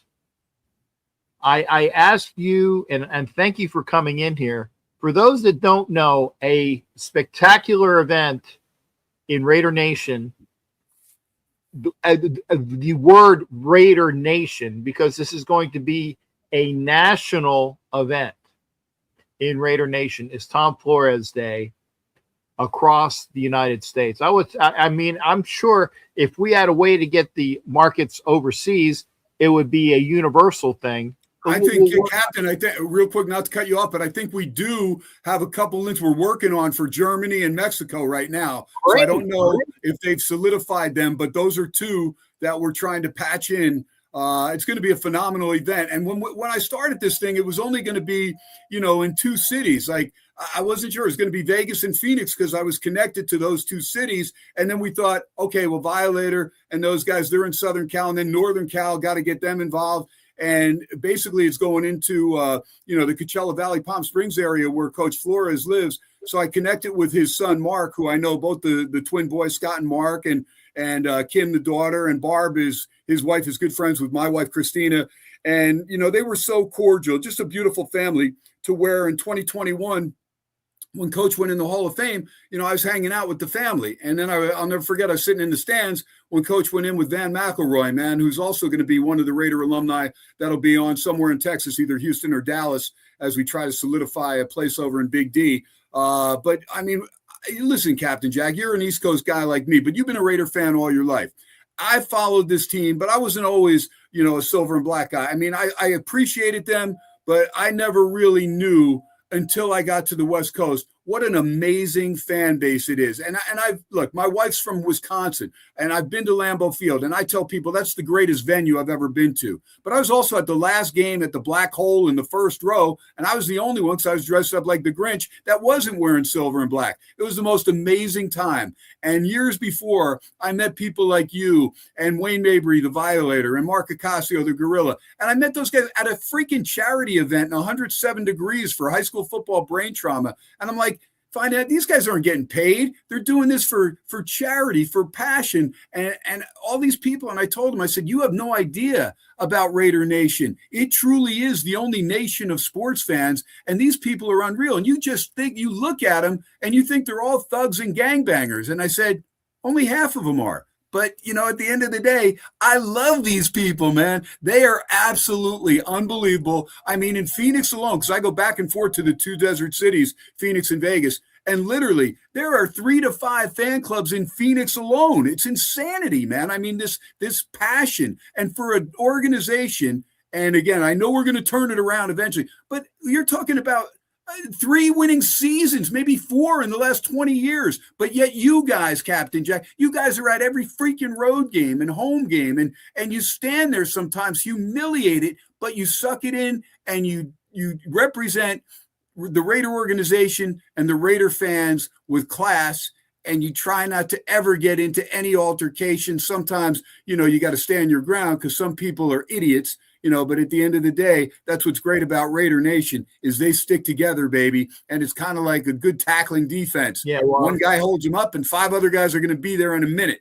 And that's the old Raider defenses that we remember. And we're hoping to bring that back. We know Max Crosby will be instrumental if we're able to do that. So I'm expecting good things, not only from the defense, but also Hondo Carpenter just came on my show. And of course, he's the Raiders beat writer for Sports Illustrated the last 6 years. And Hondo very close to the epicenter of what's going on. And he said, unless there's a king's ransom being offered, Fernando Mendoza is our guy. And we're doing this charity event for Coach Tom Flores. Tom Flores, Hispanic quarterback. What number did he wear? Number 15. Fernando Mendoza, what number does he wear? Number 15, Hispanic quarterback. We're in good hands. I just have a feeling sometimes God works in crazy ways, but we're going to, 6 decades later, we're going to have a Hispanic quarterback wearing number 15 that's going to really change this franchise around with the help of a lot of money we have left under the salary cap, over $100 million. So we use it right. Let's strengthen that offensive line, secondary a little bit, and and get a couple more skill position players and give Max the help he needs. And then Bowers and Mayer, 2 of the best tight ends in the NFL, give those guys the help they need. And let's let Mendoza learn. We still got Aiden O'Connell will be there. Gino won't be back, I'm pretty sure. I don't think anybody really will be back outside of maybe a nucleus of maybe 10 players. Yeah, and I was going to say, for example, and I said, I like Mendoza, and then I started watching him more and more and more. I said, yeah, I can accept him as the quarterback, providing they get an offensive line to keep him clean. Yep. And that's what I like to do.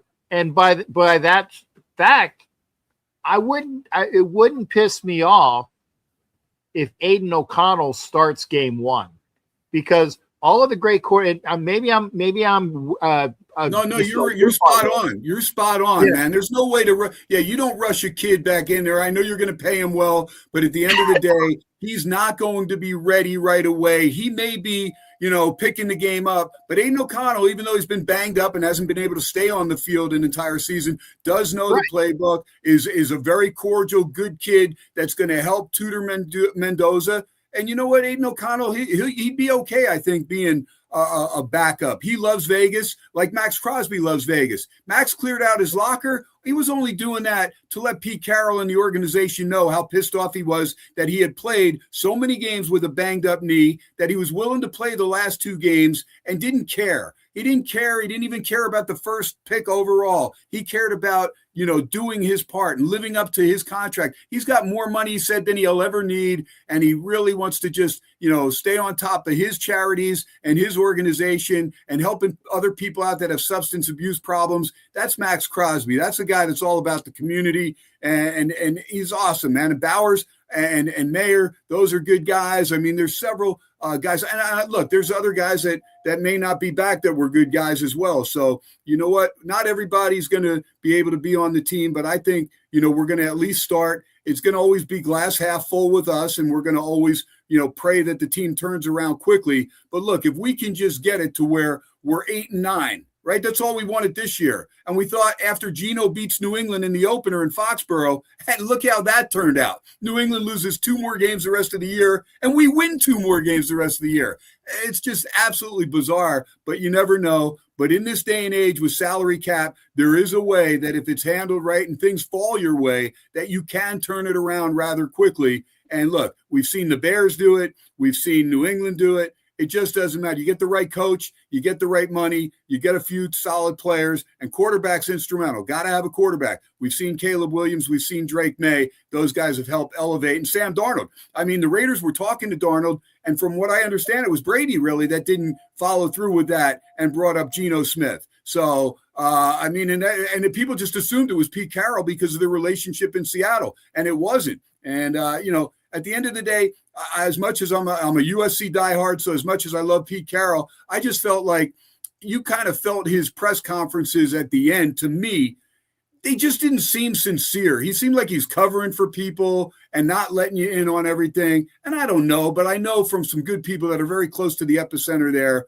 that it just wasn't a good mix. So it wasn't a major contract. He only had a 3-year deal. And Mark Davis, of course, he's elevated himself as far as on the echelon of ownership money tenfold since coming over to Las Vegas. So I know he's deferring. He'll give the head coach and the GM, hey, here, I just want to win. I'm not my dad. I'm not Al Davis, but I still want to have that mantra of just win, baby, to continue. I don't want to just do it with the Las Vegas Aces, who I know and now wear silver and black as well. And in fact, their building is right next to the Raider practice facility in the same part of Henderson, Nevada. Kind of crazy. But wow, I didn't know that the Aces are now silver and black.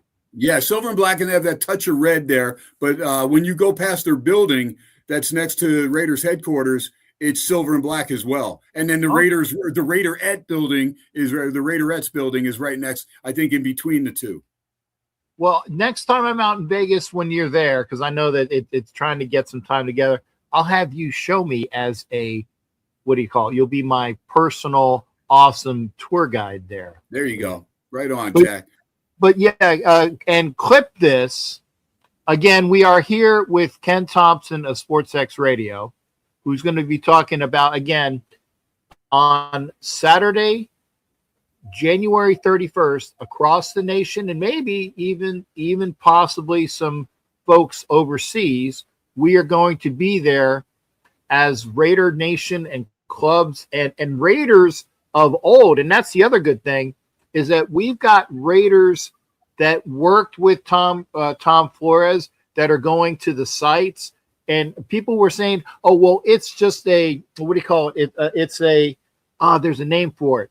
It's not a real event. It's a virtual thing. Right. I get it. It's you gotta be there. It's a virtual event, but we are gathering the clans, shall we say, gathering the nation to be there to honor Coach Flores. As you said, the guy who brought us 2 Super Bowls, okay, that guy, and we need to show him our respect, but while he's still here. And I'm glad that we are doing it while he's still here. So yes, it's virtual, but we are gathering Raider Nation fans. We are gathering Raiders of old to be there. So just because it's virtual doesn't mean that you can't be a part of it. As Ken was saying, there's Phoenix is involved and NorCal's involved, and there are folks at Ricky's are going to be involved over in the Oakland area, SoCal. Is Violator in SoCal or I know Violator and Gorilla and Senior, they're all going to be up in San Leandro, right outside of Oakland at Ricky's. And then, we got Denver, we got Houston. I'm pretty sure we'll have Dallas. You're going to be over in Florida, and Henry Lawrence, one of my favorites, that sings Tennessee whiskey like none other. What a great character he is, and one of the two-time Super Bowl champions that's still alive, thank God. But Coach Flores is the only man in the Pro Football Hall of Fame that won the Super Bowl as a player, as an assistant coach, and 2 as a head coach. Mike Ditka won as a player, an assistant, and a head coach, but only the one in 85. Coach also first wild card team to ever win a Super Bowl, right? And that great Eagles team. And then also keep in your prayers the great Rod Martin, number 53. I mean, this guy is right now not in good shape, and it's not good. I was talking the other day to Jeff Barnes, who was his roommate over there with the Raiders, and Jeff was on SportsX Radio for a while. And Rod and I are, I love Rod. He's been on my show many, many times. And of course, we have that USC connection because he was a great linebacker at Southern Cal as well. But Coach Flores, I will tell you, the only reason it's a virtual event is because Coach Flores is bedridden 23 hours a day. This man's going to be 89 in March, and it kills him. His hip, he got it replaced, and it never took. It's just the most frustrating thing. He's either in a bed or in a wheelchair, and it's just so frustrating for him. His wife, Barb, is 85, and she gets around like no tomorrow, man. She's awesome. And they met at the University of Pacific in Stockton, California, years and years ago. Have been married for a long time. The 2 boys, Scott and Mark, twin boys, and then Kim, the daughter. Amazing family. And just, Coach Flores, I always told him, back in your heyday, Coach, I said, when you were wearing that sweater with that dapper hair, I said, there's no other place but Vegas for you. You looked like either the nightclub singer or the pit boss, man. I mean, and that was Coach Tom Flores. Jack, you know it. This guy is class. He's always taking time out for the fans. And this is going to be going back to his house. And he's going to be able to see all these 20-plus locations on this virtual deal on a StreamYard or Zoom type setup. So he'll see all of these locations, and then we're going to have banners or flags at each location. And if you're there, you're going to sign it, and we're going to get all this stuff compiled, and I'm going to drive it over to Coach's house in Southern California with my wife, Christina, and my good buddy, Phil Handy, who is going to be handling a lot of the camera work. And I got a shout out to Julio. Anybody that knows Julio over in Arizona, this guy, Raider Diehards, this guy's like in a wheelchair. And the first event I ever went to with this guy, Jack, this guy's wheeling around at 80 miles an hour in a wheelchair. He's making sure everybody else is okay. And I'm like, who is this guy? This guy is unbelievable. These are characters that there are no other fans like that. This is unbelievable to have an eclectic collection of insane fans. And Captain Jack, I've seen you. You may have the captain look and the wooden leg look and all that stuff and the cane, but people have no idea. Captain Jack really needs that freaking cane. This poor guy, he's up there in years now too, but he'll be at every game. And it's not just a costume. He's glad that he actually has that particular getup now because he needs that freaking cane, for the love of God. These are the most passionate fans that you will ever see endure losing like we've lost for years and years. But these guys and gals, they are all glass half full people. And it's the greatest sports collection of fans in the freaking world. I don't care, soccer, rugby, you might have a great fan base, but you got nothing like Raider Nation because it is truly the only nation. And then even, as we said, into Europe and other countries, there are Raider fans everywhere worldwide. It is the silver and black state in Nevada, and it is the silver and black everywhere else. Well said, Ken. I appreciate that as well. And you, because I don't know if you know this, but other people who watch my show said you said a touch word for me. Okay, you said custom, and forgive me if because one time I called violators. I said makeup. I said freaking makeup, and he goes, KT, I love you, man, but man, those are fighting words. He goes, it's fucking war paint, Thompson. Thank you. And I was because people are going to say, Jack, you didn't say anything to Ken. I'm like, well, I was waiting for the segue. Give it to me. War paint, and he is in his war gear, and okay. I wear my uniform. There you go. I And you know wear what? my And we're connected. We're both Navy guys. We're both veterans. So I have much appreciation. And I remember my dad and growing up in Jersey, and he was a Jets fan. He loved freaking Joe Namath. And of course, they haven't won it since then, Super Bowl III. But at the end of the day, my dad said later on, he goes, son, as you get older, you'll realize it's not the uniform, it's the man in the uniform. Of course, with Raider Nation, it's the uniform and the man in the uniform. We want them both to go hand in hand, one and one. Yeah, and again, I would most of the time people say that. Hell, I hit up what was it? My gentleman in Europe, Crusader Raider, and he was on a show. I had him on a show with me. He says, "Captain, I love it when you wear your costume," and I went high, right, and indifferent. And I think he was the first person that I bitched out on radio, and so it comes in. It's like people were saying, "Ooh, he said the key word. He said costume." But Keith and I are good to go. And like I said, war gear, war paint, uniform. And there are people that wear costumes. I get it. Just not me. Just not Violator. And no, not really anybody. But I did tell Violator. I said, I'm sorry, man. I didn't mean to say makeup, but my wife had told me, how does he get his black knot to run? Because my mascara runs every time, and he's out there in the rain, and his war paint is still standing strong. And so then I used makeup, and he's like, what makeup? Oh, and then his eyes, his eyeballs get real big. I was like, oh, crap, man. I said something bad. This isn't good. And it's like almost as soon as I said costume, I'm like, all right, I'm going to get some shit from Captain Jack. For sure. He was like, oops. And I said to see, hey, okay, $100. You say the secret way, like that.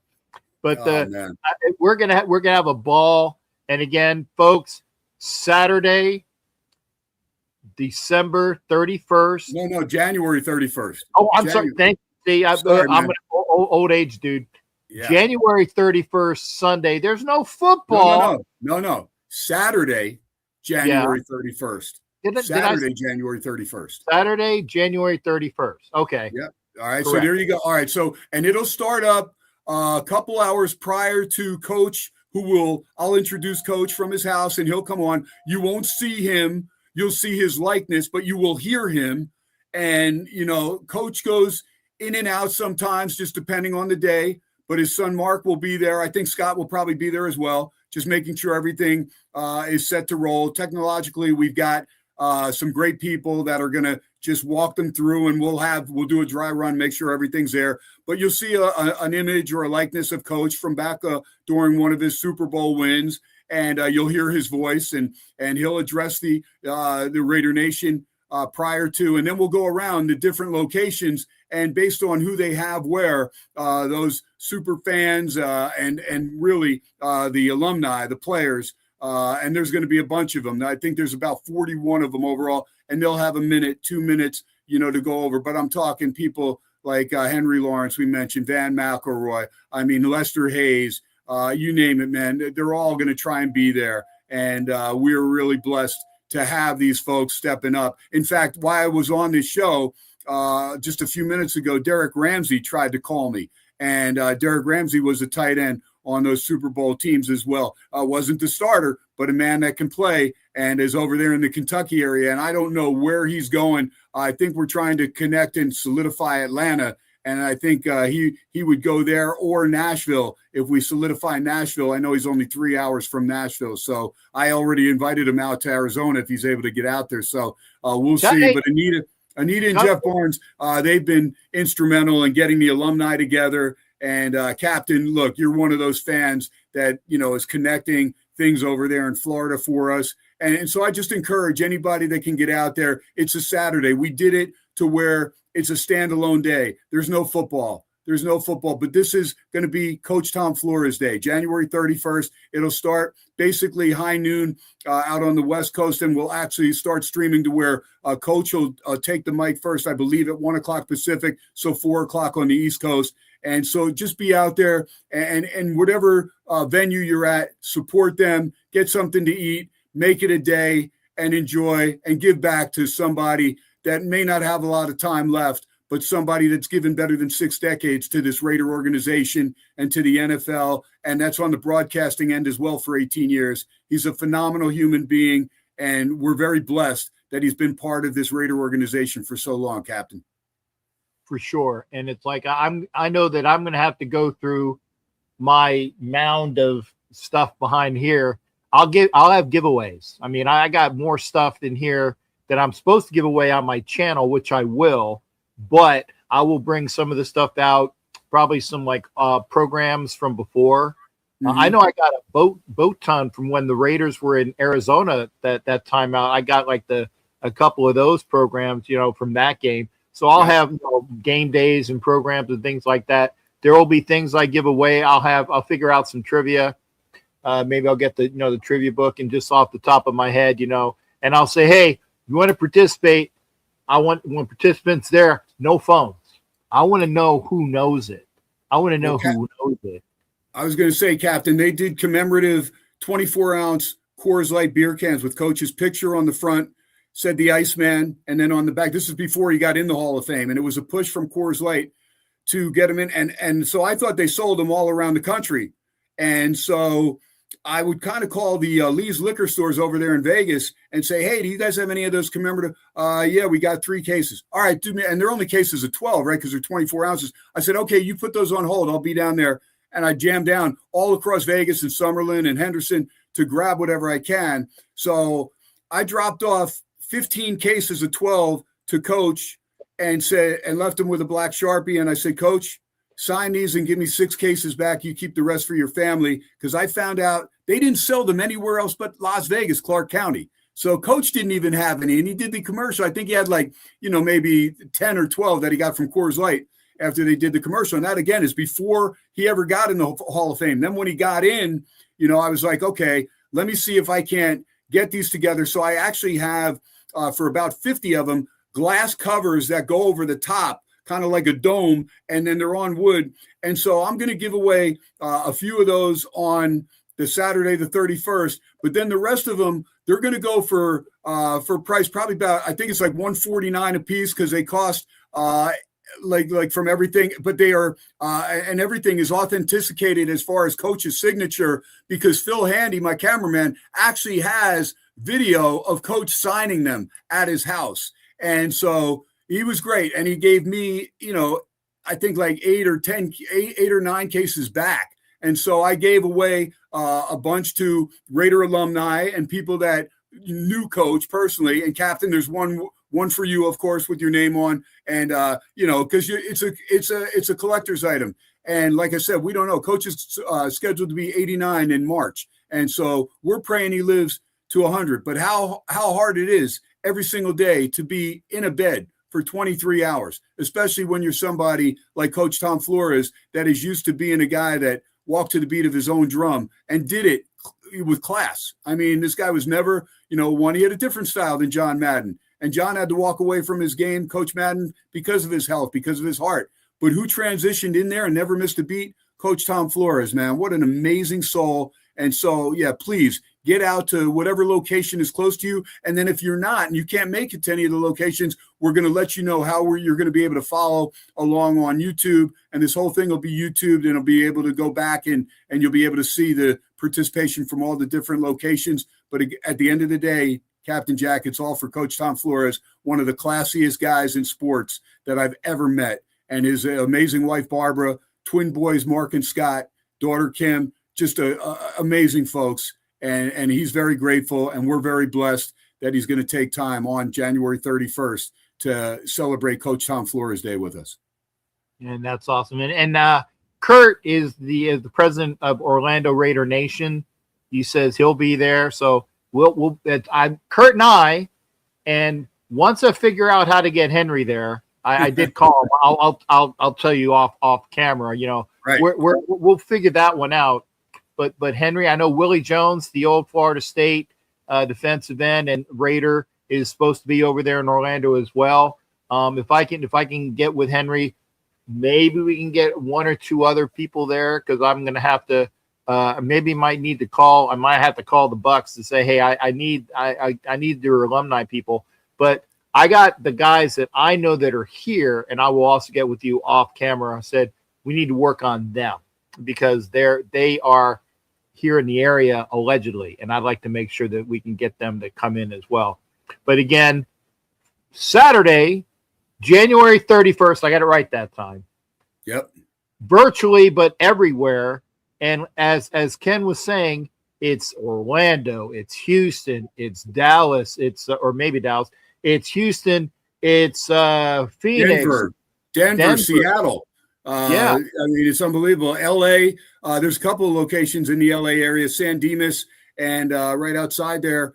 And then there's is it Porterville or somewhere? It's somewhere in the Fresno area, not far from Sanger. Now, there's not going to be an actual event there in Sanger, but the mayor, Frank Gonzalez, will actually join me on my show this upcoming Monday, and they will have, I believe, a private deal there. But then Violator and those guys, they're going to be up in San Leandro, and it's just going to be awesome. And Jeff Barnes and a bunch of Raiders are going to be in Sacramento. And I think, I'm not sure where Lester's going to be. He may be, he's right there in Northern Cal somewhere, because I know he lives in the Modesto area, but he's going to be there. So there's going to be a lot of great Raider alumni, and it's just going to be, and to hear all these people, they love Coach. I know Marcus Allen was just at Coach's house.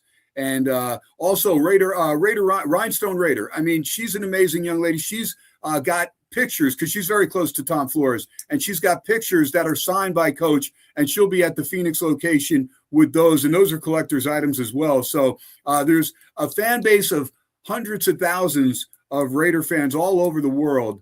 And so these signed cans that I have, I'll let you know, because money will be going from those particular cans and cases to where they're going to go. Some of the money will be going back to Coach Flores and his charity. And same thing with the cruise, the Raider cruise that Jeff and Anita Barnes have put together. That money also, their chosen charity is Coach Tom Flores' charity. So, and we'll have all the skinny on that. But SportsX Radio is my show. You can stream it worldwide. It's 4 to 6 p.m. Monday through Friday. And I'm on in Vegas on 1400 AM and 1071 FM KSHP. But sportsxradio.com, you can stream from anywhere. And then I have my archive shows with no commercials up about 2-3 hours after the broadcast. And I've got a bunch of Raider alumni that'll be on the show next week, including Lincoln Kennedy, who, by the way, will be in the Phoenix location with us. LK, man, I love LK72. Just another amazing soul. So he'll be with us as well. But, Captain Jack, my admiration for you and the fans that have dedicated their life to this organization the way Coach Tom Flores did for better than 6 decades. He's dedicated his life to Raider Nation, and he is a class act. So it's just a small segment of what we can do to give back to an amazing human being. And blessings to everybody here. I want to make sure I get this under 2 so I can actually do some clips to put out, because Angelo, my great guy, says, Cap, you got to keep it under 2 hours. This way you can get the clip. So I'm at 150, and I want to make sure. But again, I wanted to make sure I got good information from you. Again, Ken Thompson from SportsX Radio, talking about Tom Flores Day. I'm going to say it correctly again one more time. Saturday, January 31st. And it's going to be everywhere. So make sure you get out with the folks at areas that are going to be. We forgot to mention Vic's in Atlanta, making sure that the Atlanta folks are going to be out there again. And by the way, if anybody, any old Raiders want to, tell them to come to Orlando. I mean, it's not a bad place to be if you can get over there. So no doubt. We'll have more people there as well. But Ken, thank you for coming in, sir. And we'll make sure that this gets out. I said, I know Kurt and I. And I said, we're going to get Henry there. We just got to figure out how. We'll get him there. We'll get him there. Not only will Henry be there, Henry will be there for a long time at your house, Captain Jack. So get that guest room ready. Oh, it is. It is. Telling you. Yeah, it is. But Henry said something about staying overnight over in Orlando, and I'm like, hopefully not. But if it does, then I'll go and pick him up on Sunday. I mean, yeah. But whatever. Henry's got like fair shrift. I will. My guest room is ready for him. My guest room is ready for him. You know he's going to be somewhere belting out Tennessee whiskey somewhere. That man has the amazing voice. And my wife, Christina, is a music teacher. And I'm telling you, man, we did some things together. Oh, it looks like I froze up. Yeah, but I can hear you. Uh-oh. Ken, hopefully will be back with us in a second. There you go. I hear you, Ken. Oh, there I am. All right, Captain, I'll let you go because I froze, and so did you. It was suspended animation for a while, but I look forward to touching base with you real soon. I love you, Cap. Hey, lots of love back, Ken, and get me. I'll come in and talk about it on your show either before or after it as well. Outstanding. Appreciate you. We'll get you on next week. All right, thanks again, folks. Ken Thomson of SportsX Radio and KSHP, I believe, is the correct radio dial in Vegas. Did I say that right? Hopefully. I think I know it's SportsX Radio. I know it's KSHP. I believe it's KSHP. I'm going to get out while I know I'm in under 2 hours. Ken, thanks again. Remember, Tom Flores Day on the 31st of January, Orlando. I will be there, and we hope to see you virtually to celebrate Coach Tom Flores. Other than that, we'll see y'all for other events. Again, this is the Thursday show. I got to pack because I'm on the road to El Paso tomorrow. Lester Hayes and Ira Matthews are going to be doing a signing in El Paso, so I will be weathering the cold. Ooh, it's going to be real cold. But we'll see y'all next time, either Sunday or maybe Monday. I might not do a show on Sunday, but I'll do a show either Sunday night or Monday night, my regular shows, when I get back and into the warmth of Florida. So until then, take care, everybody. We'll see you. Remember, Tom Flores Day and El Paso this Saturday and Sunday for an event with Lester Hayes and Ira Matthews. Y'all take care. We'll see you on the next show. Raider Nation.